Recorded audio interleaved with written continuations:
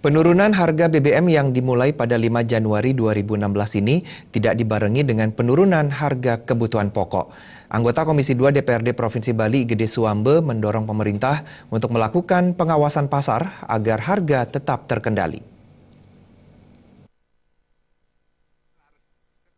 Anggota Komisi 2 DPRD Provinsi Bali, Igede Suambe mengatakan akan mendesak pemerintah untuk melakukan pengawasan dan membuat sebuah mekanisme agar harga kebutuhan pokok bisa mengikuti penurunan harga BBM. Igede Suambe mengatakan yang terjadi selama ini, harga pasar langsung mengalami kenaikan ketika pemerintah merencanakan kenaikan harga BBM. Harga kembali naik ketika pemerintah menetapkan harga baru untuk BBM. Namun ketika pemerintah mengumumkan penurunan harga BBM, harga kebutuhan tidak serta-merta ikut mengalami penurunan. Sehingga sangat disayangkan karena merugikan masyarakat. Nah, ini menjadi sebuah masukan buat kita nanti di Dewan ya. Karena biasanya kalau harga bensin naik ya di satu sisi barang kan lebih mendahului naik.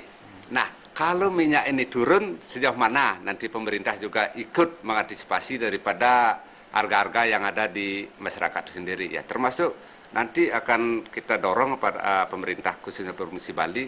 Nah, minimal kita adakanlah kerja sama-sama turun ke pasar ya biar betul-betul dia berani menekankan kepada pasca pasar itu, ini loh minyak udah turun, jangan loh ini minimal harus ikutlah ke penurun daripada harga minimal sembako yang ada di masyarakat sendiri. Seperti diketahui, harga BBM di Bali turun dari Rp7.400 menjadi Rp7.050 per liter untuk premium.